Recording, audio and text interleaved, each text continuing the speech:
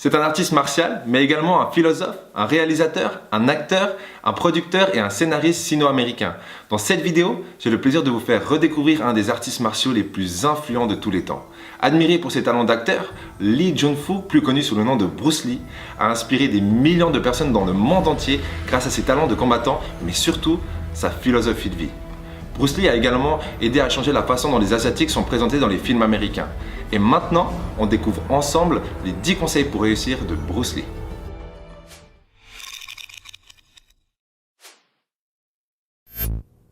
Tout type de savoir vient de l'enseignement que l'on se fait. Donc ils viennent et ils ne me demandent pas de leur apprendre à se défendre ou comment faire telle ou telle chose, mais plutôt de leur apprendre à exprimer leurs émotions par des mouvements. Que ce soit la colère, la détermination ou autre chose. Donc ce que j'ai dit, c'est qu'il me paye pour lui montrer comment exprimer l'art du corps humain sous la forme de combat. C'est un peu comme le fait de jouer un rôle en fait, n'est-ce pas? Eh bien, ce serait un outil utile pour un acteur. Ça peut paraître trop philosophique, mais c'est comme jouer en ne jouant pas, ou ne pas jouer en jouant. Vous m'avez perdu là. Ce que je dis, c'est que c'est une combinaison des deux en fait. Ici, de ce côté, vous avez l'instinct naturel, et de l'autre côté, vous avez le contrôle. Et il faut combiner les deux pour trouver l'harmonie. Si vous en avez un à l'extrême, vous ne serez pas cérébral. Et si vous avez l'autre à l'extrême, vous deviendrez un homme mécanique. Vous ne serez plus un être humain. C'est donc l'alliance des deux qui est un succès. Ça n'est donc pas du naturel à l'état pur ou l'absence pure de naturel. L'idéal est le naturel pas naturel, ou l'absence de naturel naturel. Le yin et le yang. Oui, exactement, c'est ça.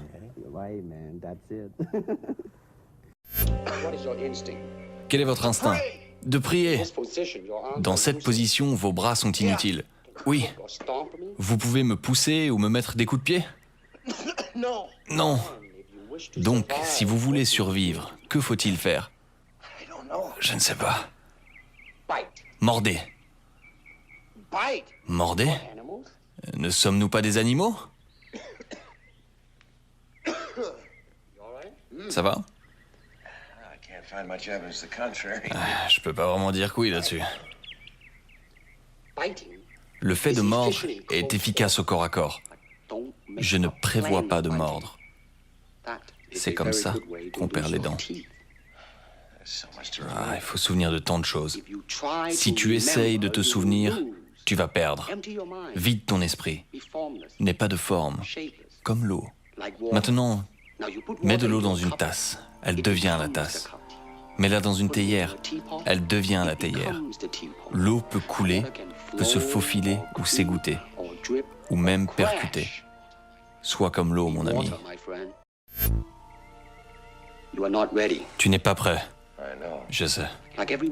Comme tout le monde, tu veux apprendre à gagner.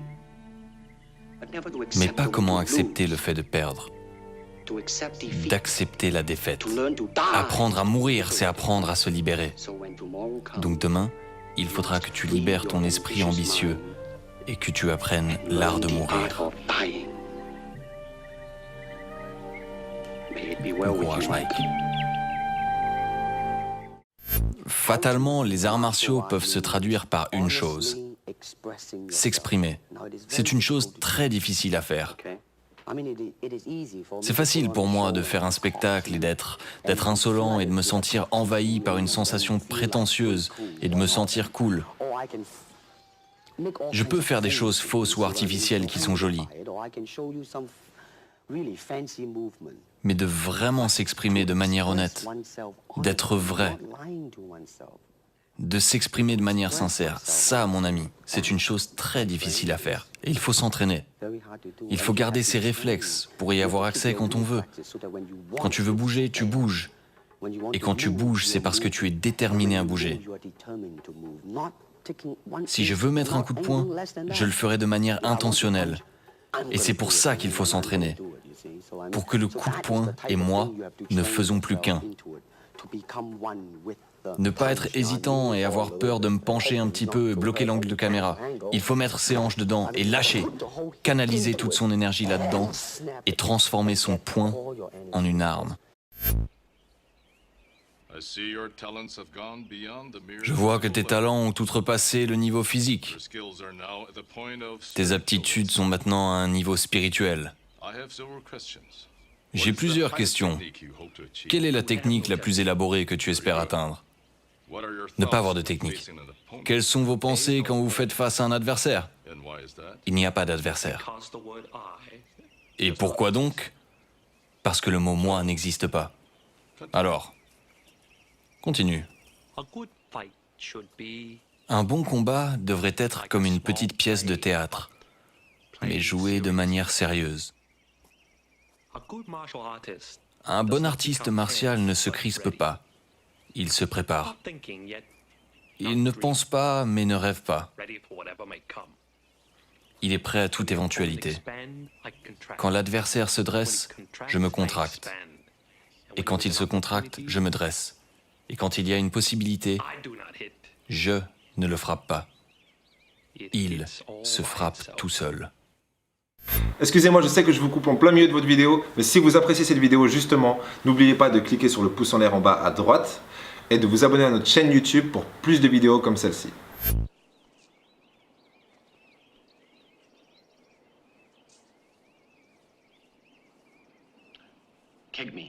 Frappe-moi.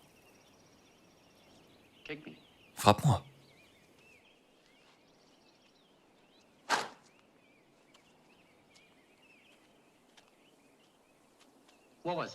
C'était quoi ça? Une démonstration? On a besoin de contenu émotionnel. Maintenant, réessaye.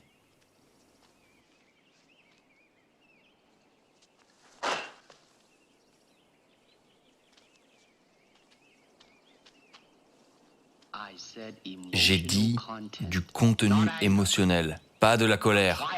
Maintenant, réessaye avec moi.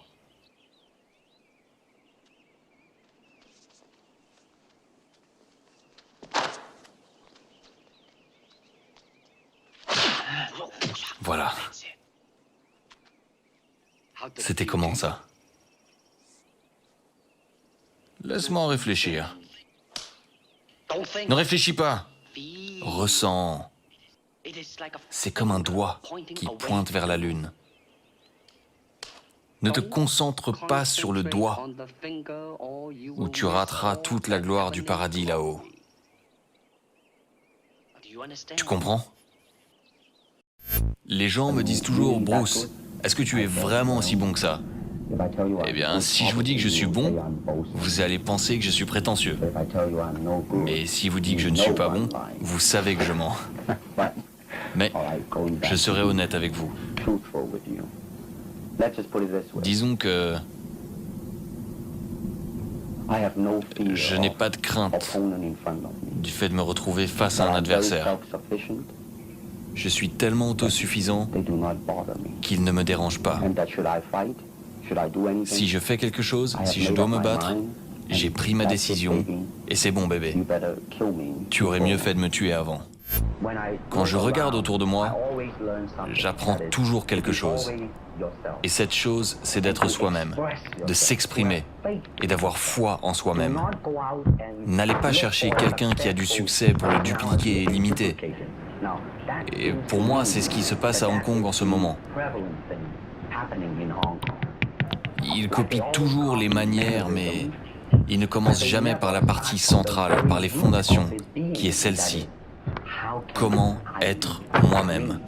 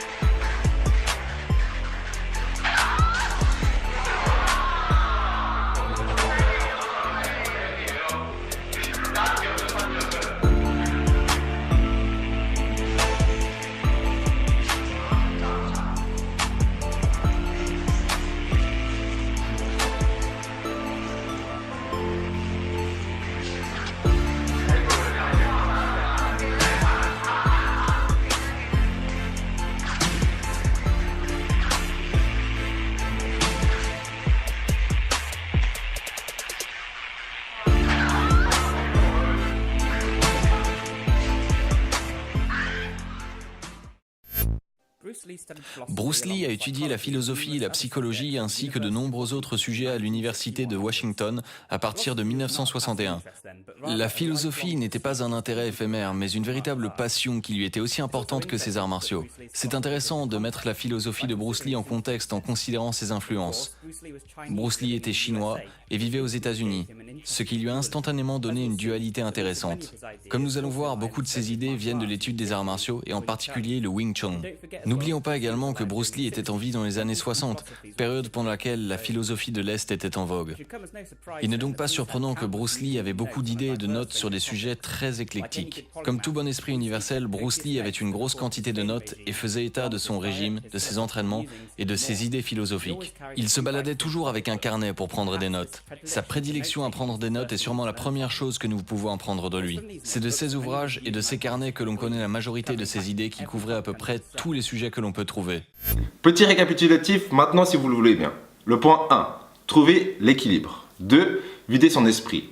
3, apprendre à mourir. 4, s'exprimer véritablement. 5, comprendre la spiritualité. 6, utiliser son intelligence émotionnelle. 7, utiliser l'auto-persuasion. 8, avoir confiance en soi. 9, devenir un master. Et 10, avoir soif d'apprendre. Je viens justement d'écrire un commentaire en dessous de cette vidéo en disant que mon conseil préféré était le conseil numéro 10. Avoir soif d'apprendre. J'adorerais savoir quel est votre conseil préféré. Sinon, pour ceux qui souhaitent devenir indépendants financièrement et plus encore pour ceux qui souhaitent devenir la meilleure version d'eux-mêmes, rendez-vous sur argentrepreneur.com. Et maintenant, action!